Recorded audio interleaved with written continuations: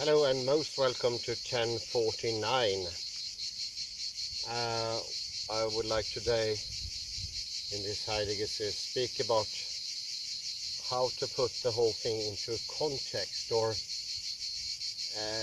I mentioned before when a very important stage in opening up from the limitations of the presence, the metaphysics of presence, is that you realize when you open up, you also sharpen in.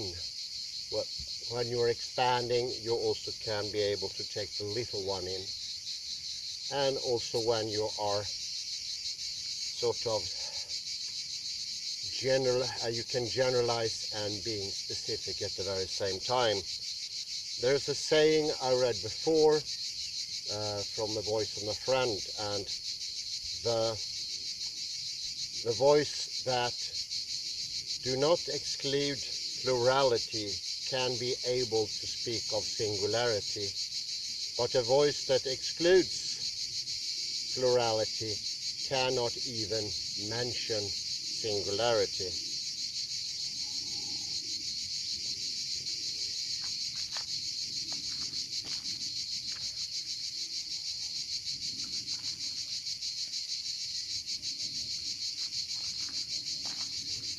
I will put this into the context of psychology, an area that shows features of both being extremely into the metaphysics of presence, and in some cases being just the opposite, allowing both for distinctness and generality, being able to talk about the little and the big, being able to talk about the moment and the length of time. All those things that are so extremely rare today in the knowledge business, so to speak.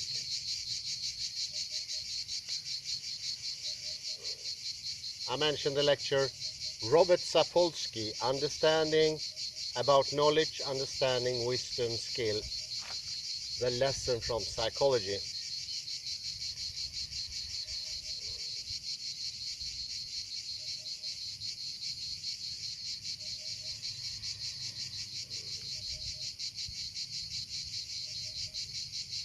When one usually interacts with a psychologist and discussing human being, it is a little bit like having a color discussion with a blind person, or having an exchange about Mozart with a person who is hard of hearing.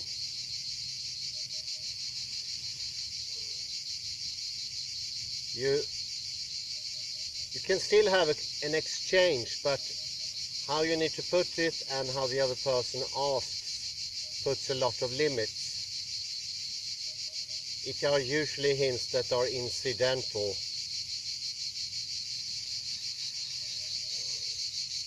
I remember a conversation I had with a painting colleague. He asked me, what are warm colors? And then he said, other colors that are like the sun because it's warm. That's an indirect mood.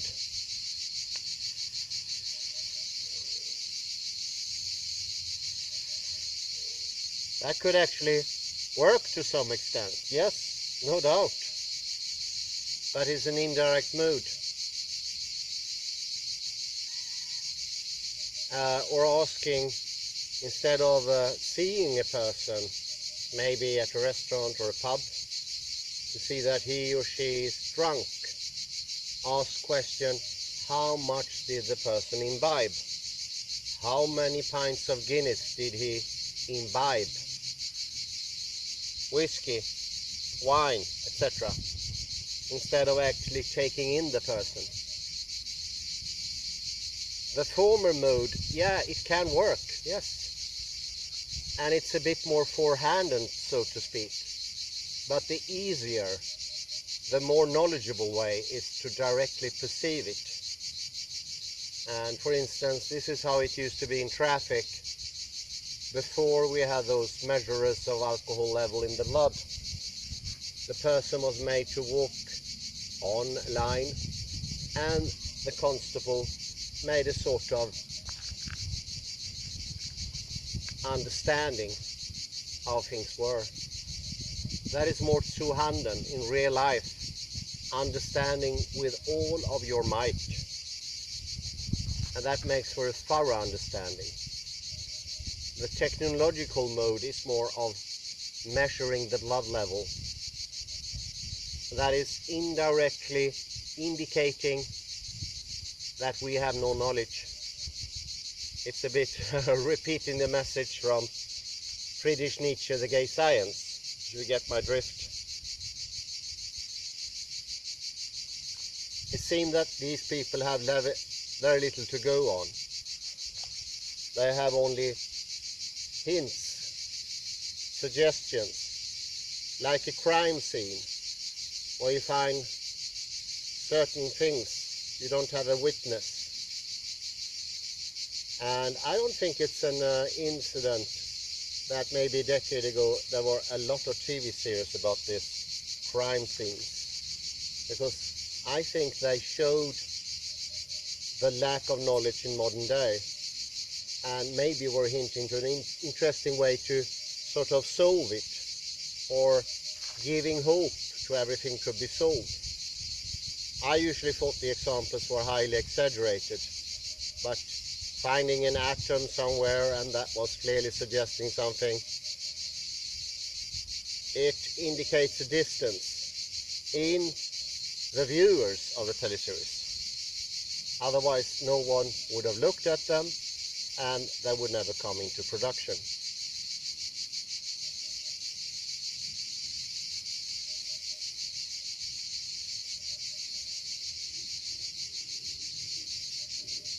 Better to encounter the person directly, and it will be the voice that speaks for itself. No need to put on a name, an origin, designation, giving it extra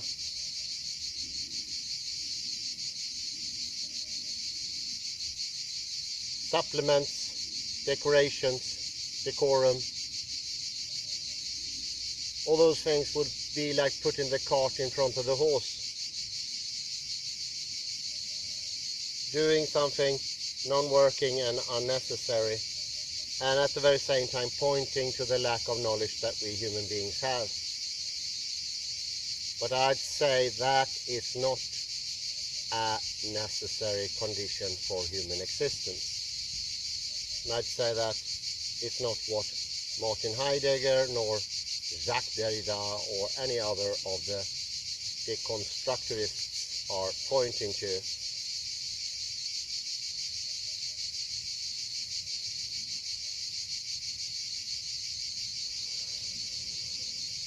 It is, in these cases, with the NSI, New York or whatever it was, it is the metaphysical transcendent signifier doing its dull job. But there is no choice there, because there is no other way to go about. We can't imagine something before this. We can't go back to before the what, how, when, and so forth. Maybe that's needed in a crime scene. The why. The why of the crime scene, maybe.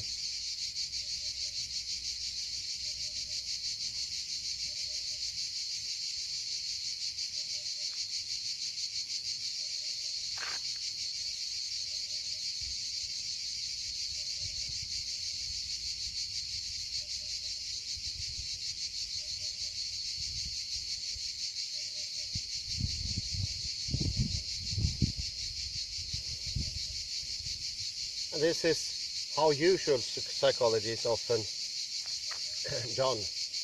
One of the few subjects that have very little experimental founding. It was founding by hypothesizing, a little bit similar to the start of Western fundamental ontic mode, but only a little similar.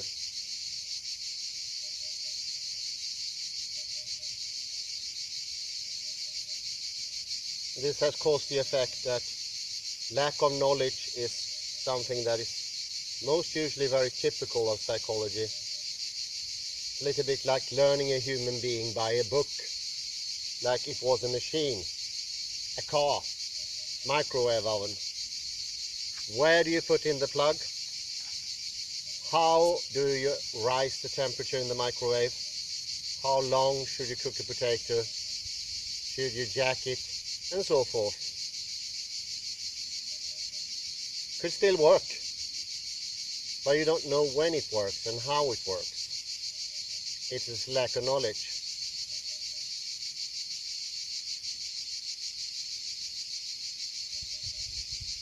And I notice in some cases with psychologists it leads to a fear of actually experience reality, because their very education deemed that impossible,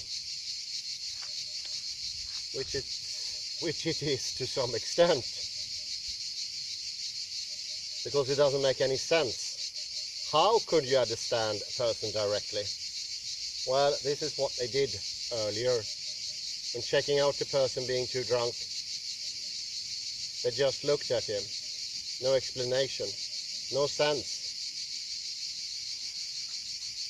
So of course it is a very good thing to bring up what sense could be and how it participates in everything we do.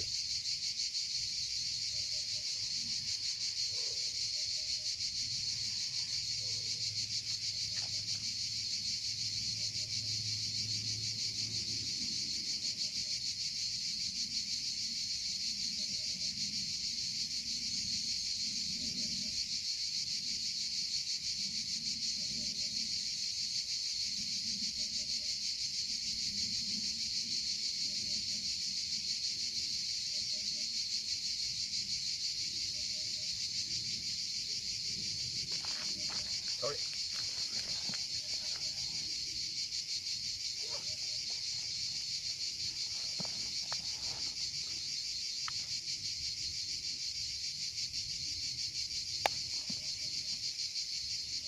Speaking about machinery, battery levels are running low. Therefore we can't have in this heat.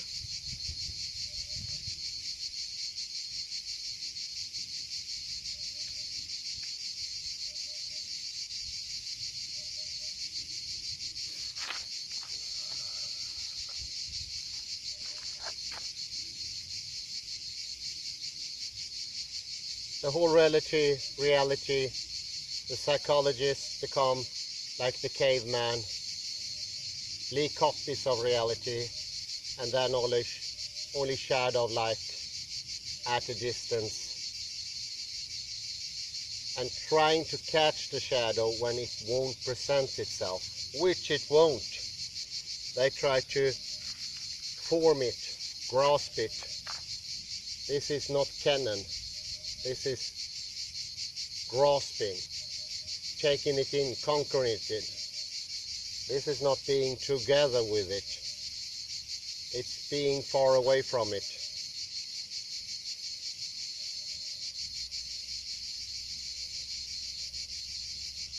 But there are exceptions, marvelous exceptions, and I mentioned one before who took experimentation to psychology, and that was James J. Gibson. He looked at environment and saw that the environment caused behavior, or people behave in a different manner in different environments. And that was a much better way of predictiveness than hypothesizing things that you could not observe. Still not falling into the trap of Skinnerism, he managed to see human beings as the interface between inner and outer. It's just glorious, a marvelous invention. Another one, not stemming from psychology, but entering later into psychology, was Robert Sapolsky. And part of this lecture is going to be about Robert Sapolsky. And he can compare, I would claim in this lecture, with non-metaphysical insights.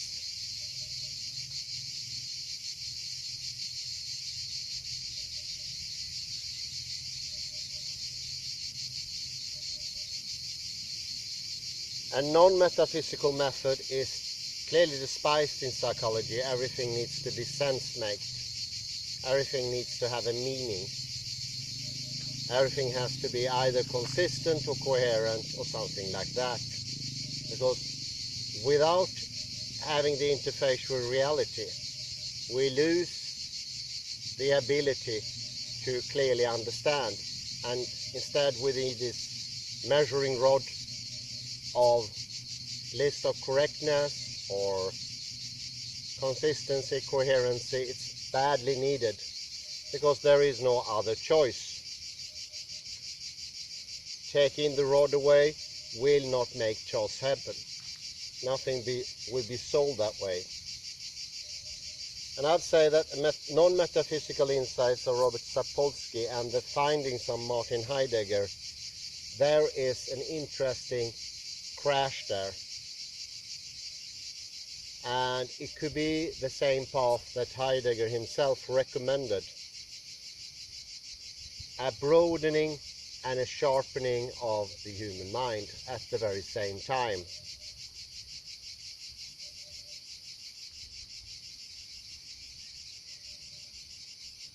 And opening up to a bigger understanding and a smaller understanding, and seeing the world as iterative rather than repetitive.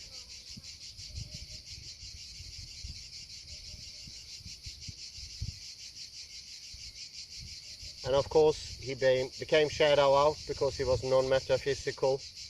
He didn't participate in the usual jargon, and he invented his own, or used his own. And I'll try to get into some of that. But psychology is today a fragmented science. It's divided within at least 20 different sub-subjects. And I think the reason for that is that striving for presence. You think while we divide, we cut something that will cause or produce sharpness. Therefore you divide, you exclude, you put absence into the presence, and you lose even more sharpness. But in doing this, you have the belief, the conviction, the faith that this would work. And you will not be able to see it doesn't serve your knowledge any good, because the awareness is not there. There is simply no awareness to see whether something is good for you or something is bad for you. That is never the case in psychology, I would claim. There is no way of knowing, because knowledge is blocked out from the beginning. And awareness is a certain level of knowledge that eventually will make it possible to understand if you are on the right path or not. Below a certain complexity level, you don't know that.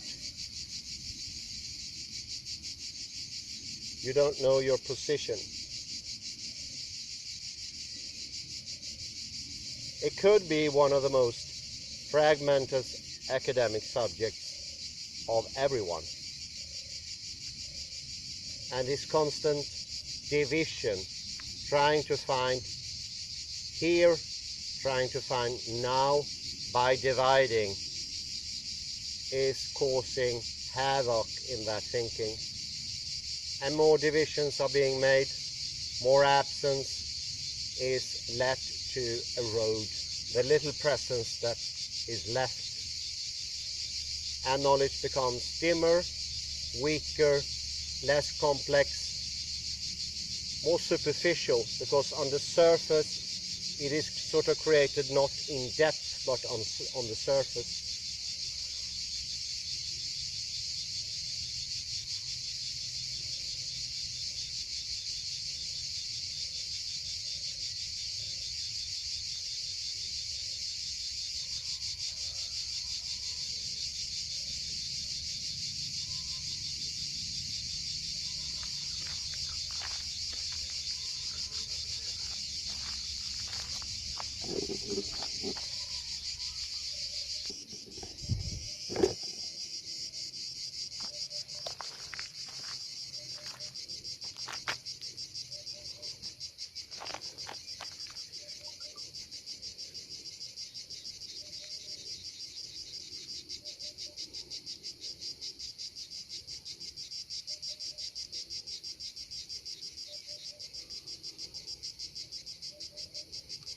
Yeah, slicing the subject to trying to gain clearness, distinctiveness, distinction, pinpoint into something, process that is non-informed, maybe under the assumption that knowledge itself is uncomplicated, just like empty space in the division between existence and non-existence is assumed to have no features, no laws, no properties, no ways of doing things. This is blocking out knowledge prematurely, losing understanding,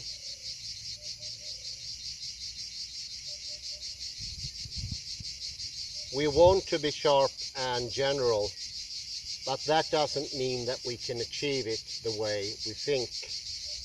And presuppositions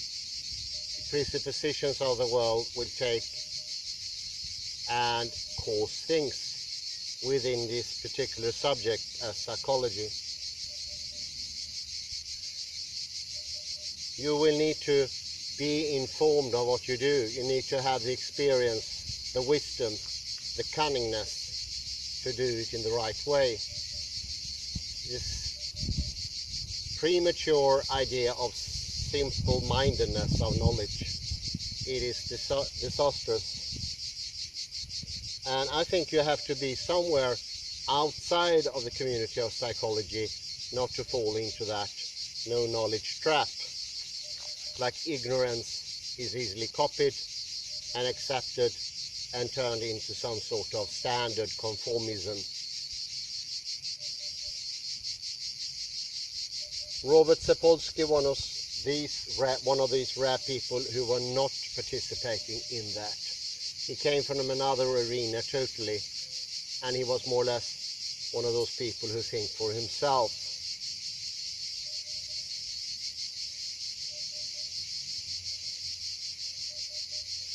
And he understood what, instead of division and selection, sharpening, opposing, polarizing, Stimmung comes into this picture instead. The mood or the modus, the different modi is what matters, and that was the thing he discovered or rediscovered in animals first, in the primates, the baboons, and later in human beings. So I call this the modes of thinking and how to learn from them. Robert Sapolsky started looking at modes when he was investigating baboons in Africa. And the finding he made was without a doubt something he did not suspect. And that was that the mood influences every aspect of an individual's existence. The Dasein, or that ever so important meeting between the external and the internal, the hermeneutical horizons meeting each other, where all the happening takes place. This is where the good stuff is. This is where the why question, what starts being is being.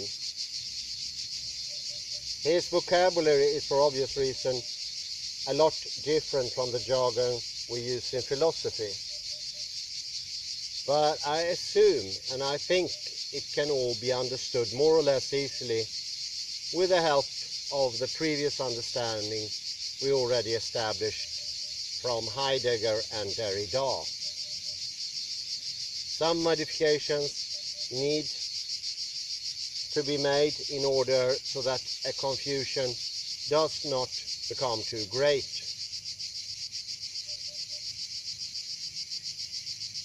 What I call mood, or the philosophers call mood, in the individual, it is for Sapolsky the place in the social hierarchy.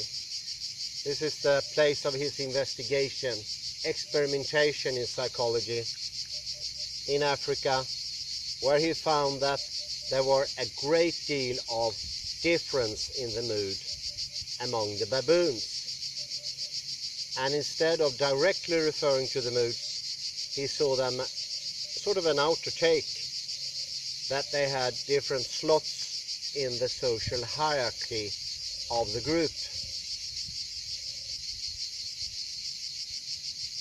And it's the slot, according to Sapolsky, in the social hierarchy, or the modus, that influences everything and is the direction of the baboon. That is the Dasein of the baboon. He understood that the place in the hierarchy, or the modus, decided the level of happiness, understanding, knowledge, perception that each baboon had to his or her disposal. On the lower end of the scale, there were very little perception. They had very little understanding of what was going on in the group, where they were, the different habitats of the baboons, and they, of course, automatically had to rely on a much higher degree practically with the rest of the group. So you see here how the knowledge also got small, not only smaller, it also gets more dependent on the circumstantials in the outer and in the inner. So it's more circumstantial. It's more haphazardly.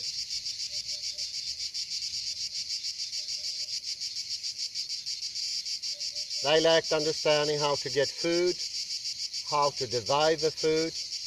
They were less skilled, and their output was also lower.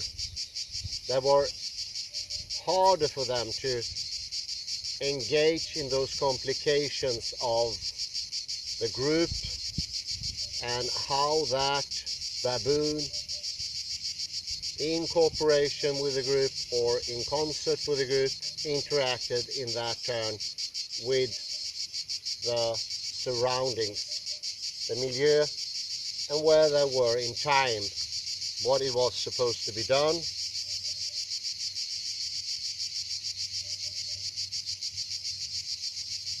Sapolsky clearly showed that the ones on the lower end of the scale was much less skilled. Their bodies were in less working condition. They were weaker. They were less directed. They walked less straight.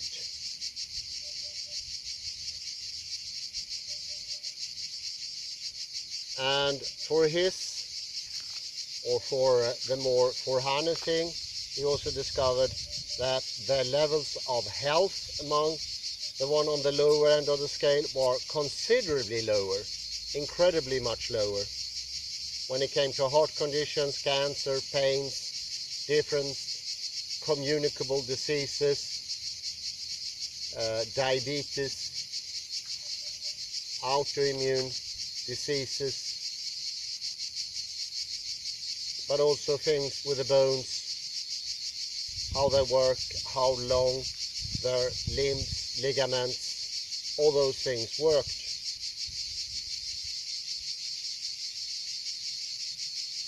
When it came to things like cardiac problems with the heart, it was incredibly big difference. 1 to 3 or 1 to 4 compared on the very low end of the scale and on the very high end of the scale.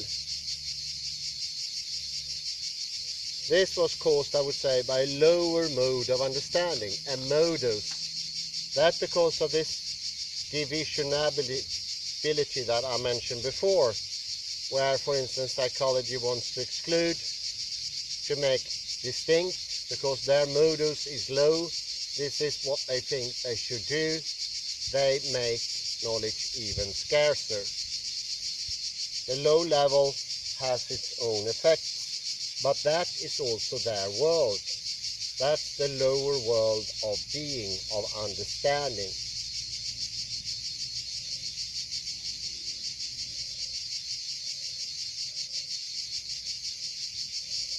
And of course, this is the whole Lebenswelt. This is the Dasein. This is both the outer and the inner. How they can't sort of interact with others, how they can't interact with the milieu, how they cannot do things because they are unskilled, and how that affects them, and obviously how they affect their pleasure, the satisfaction from being successful in their behavior. Kleinbottle once more. You're unsuccessful with your behavior, that lowers your expectations and the possibility of making something. In human beings, I don't know about baboons, but in human beings that would sort of equate bitterness, disappointment, and so forth.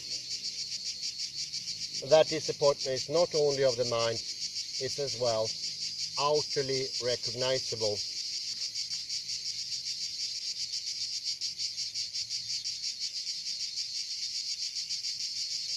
They get less from the world, and they project less from the world to the world. The outcome is more predictable, slower. It doesn't have the same nice value of externality. It is more internally. It becomes by itself, but it doesn't either understand its internal world. These baboons on the lower end of the scale, they are prone to either sycophantia towards the one higher up, or aggression, but mostly aggression to the ones on the same level, or on an even lower level, if that is the thing.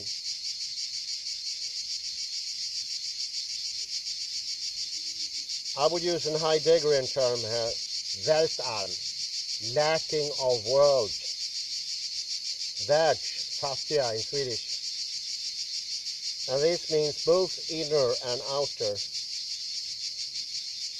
The clear lower level of awareness, not noticing environment, not seeing the movement in others, not being able to move in conclusion with others, doing the rhythm, not be able to dance. All those things that we associate with skill, they have become like psychology itself, stale, non-movable, and therefore both lacking movability and stillness, because these on the lower scale are persistently moving about, not being able to have either activity to a greater degree, a directed, clear activity level, pointing somewhere, having a purpose, inner, outer, in conclusion with others, with itself, and therefore having a clear Dasein. To have an individual clear Dasein means that you partake in the Umwelt. That's maybe one of those most interesting conclusions coming from Heidegger. The loss of the soul in modern times is the exclusiveness of the soul. excluding, just like psychology, all other parts, saying that the body doesn't belong to the soul, the real life doesn't belong to the soul becomes less of an existence, becomes less permanent, less strong. We're both losing the world and the soul at the very same time. That could also be called the Greek take. The Greek take on things that so much influenced Christianity, for instance, or some varieties of it at least.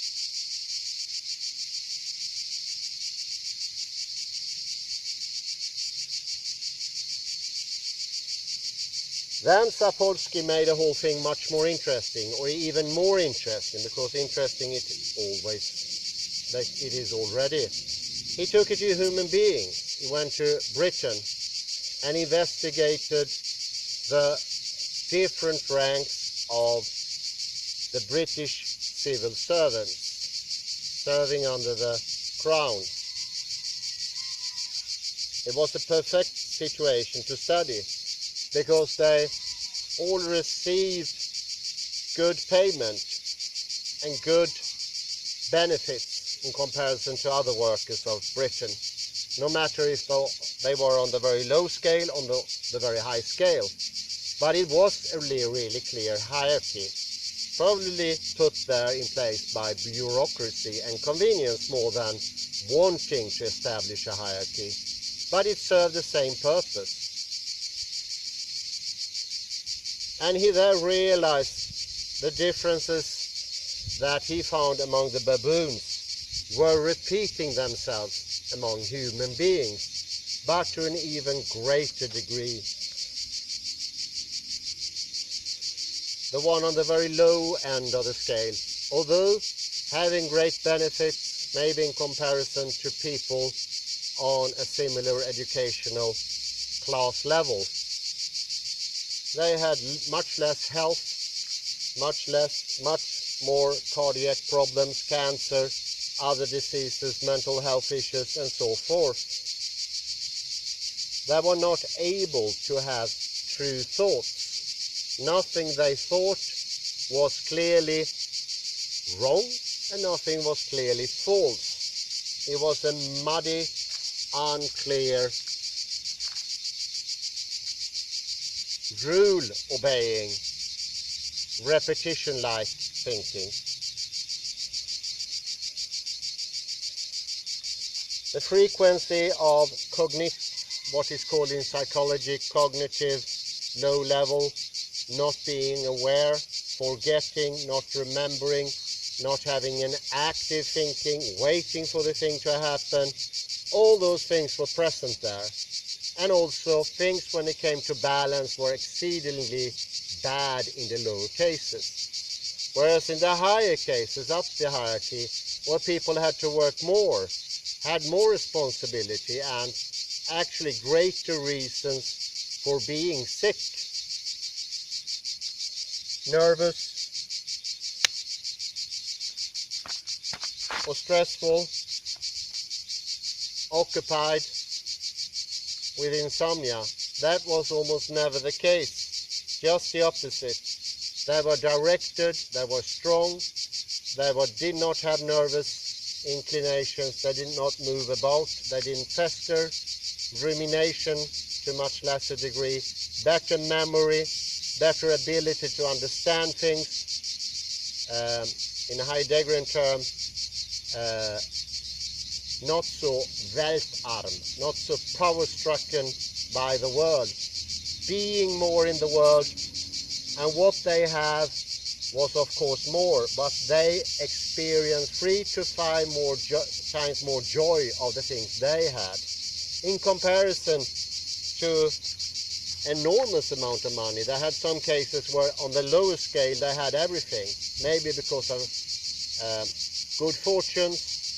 There were some cases of inheritance, and they could not enjoy it. Because if you're weltarm, your whole world is poor. Doesn't matter what you have. And these were also going into the second generation.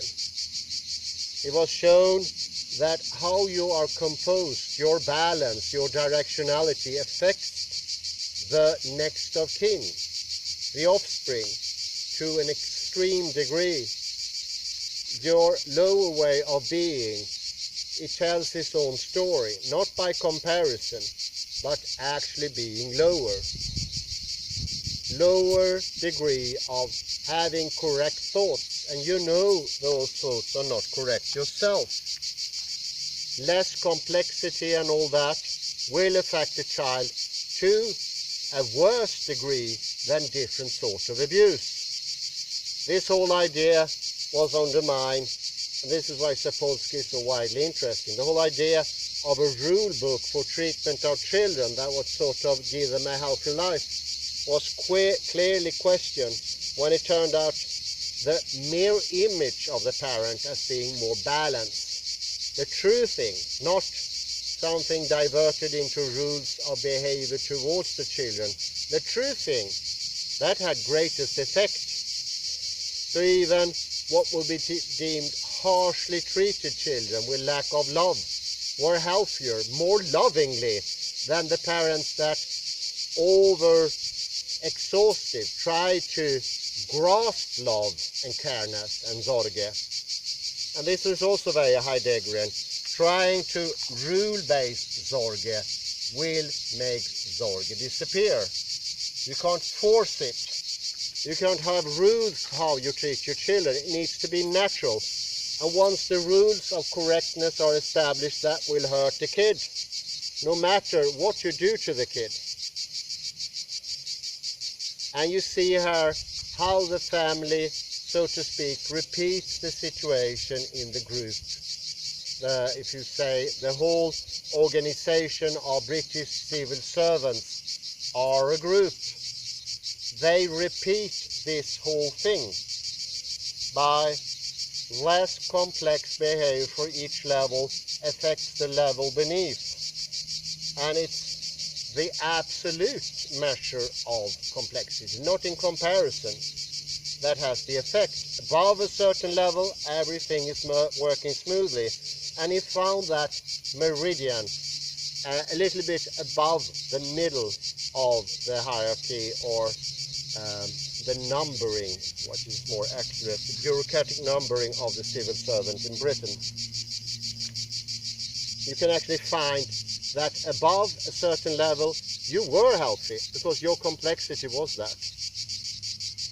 And this shows a very interesting fact. Once your complexity level is to a certain level, they will be stable and they will not be affected to the same level of class or hierarchy. It will speak its own truthness. There's a saying in English, a crooked man walks a crooked mile. And I would say that the person that is non-complex, all what he says, does and thinks will be wrong. Doesn't matter what he thinks. He cannot be saved by representation, because representation is where we turn when we don't have knowledge.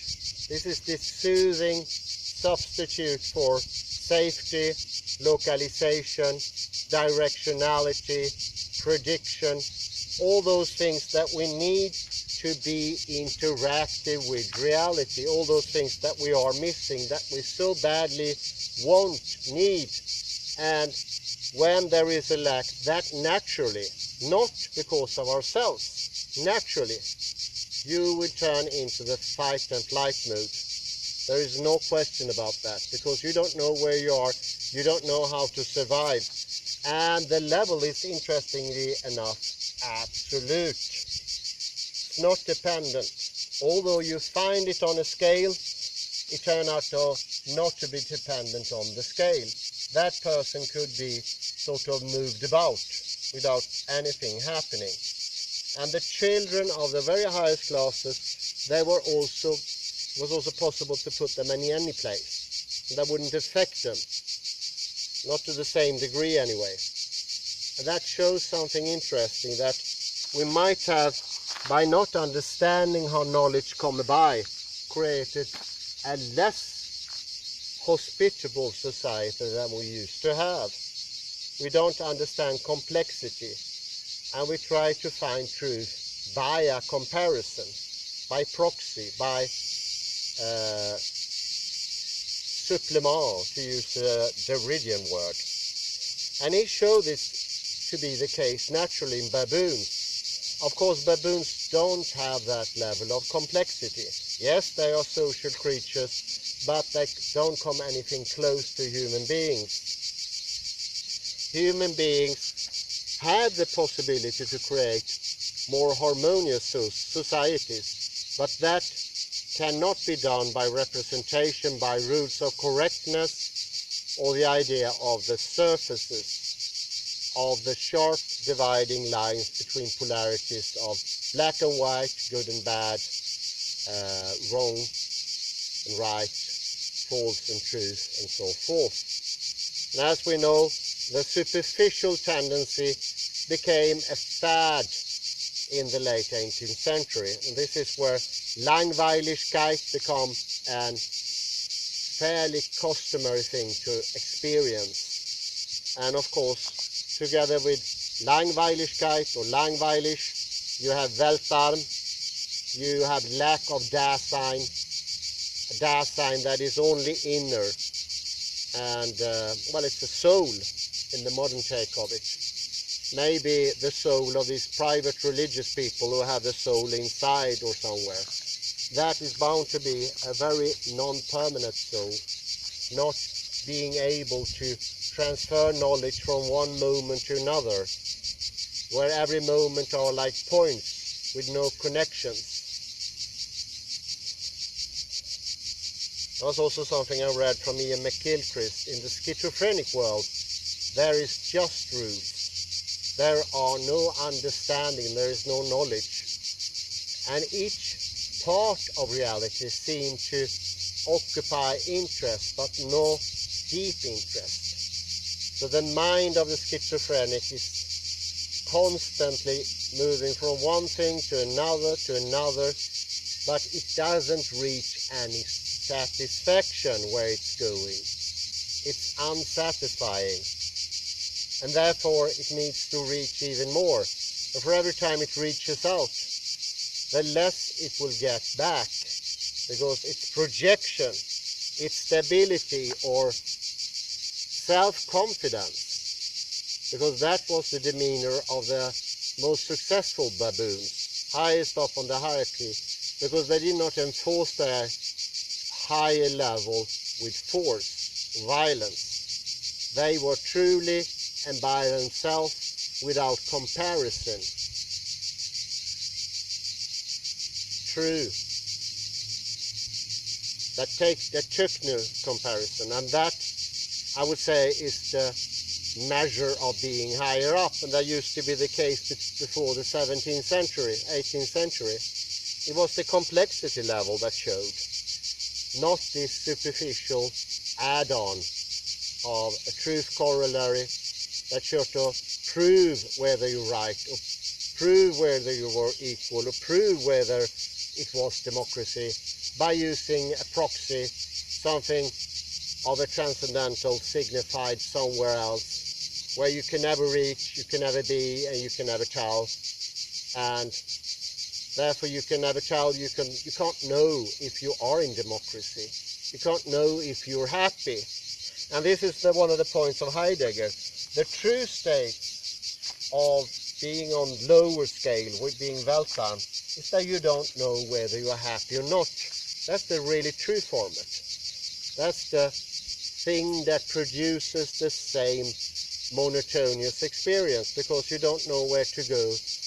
You don't know that there is a lack. And if you don't know there is a lack, you won't have motivations to go somewhere better, because you think that everything is the same. Everything is getting blotted out. Everything is like this way too hot day, where all the contours, all the glory of a photo, of a video, is burned out.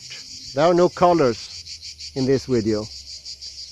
And actually, when there are no colors, there are no distances, and there is no depth. This is the burning sunlight of the rule a custom system. This is the rule-based society. This is the society that says the rules decide whether you're happy or not. And this is actually the the pattern they're using, for instance, in Europe today. They ask people whether they're happy or not. And apparently the Danes say that they are the most happy. Who are they to know? This is why we should read Heidegger, because the very symptom of being on the lower end, of being Weltarm, is that you don't know when you're unhappy, that you're unhappy, and therefore you are unable to do anything about it. You don't get any motivation, because your inner world looks like this world.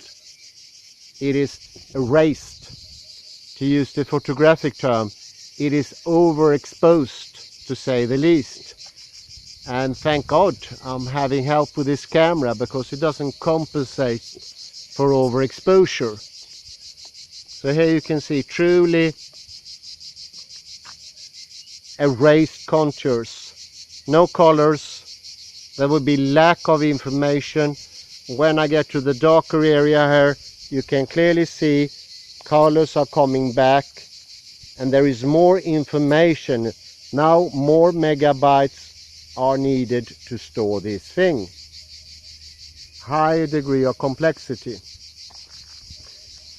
To some extent both are needed. So here in the gliding zone, this is where all the good stuff is happening.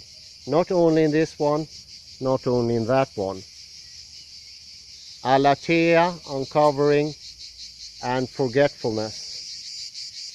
And in the horizon, this is what it happens. Whereas the metaphysics of presence says, here is the place for everything.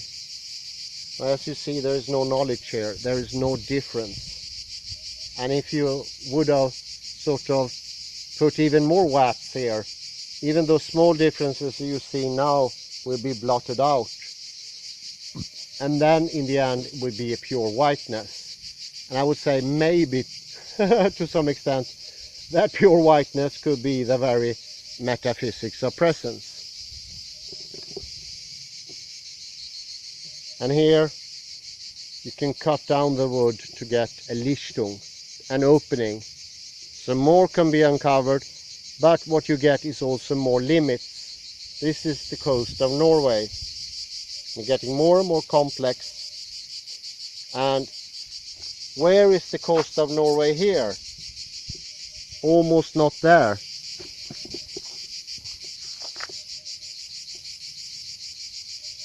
And the light is coming from everywhere, which makes it even more hard to see, to understand.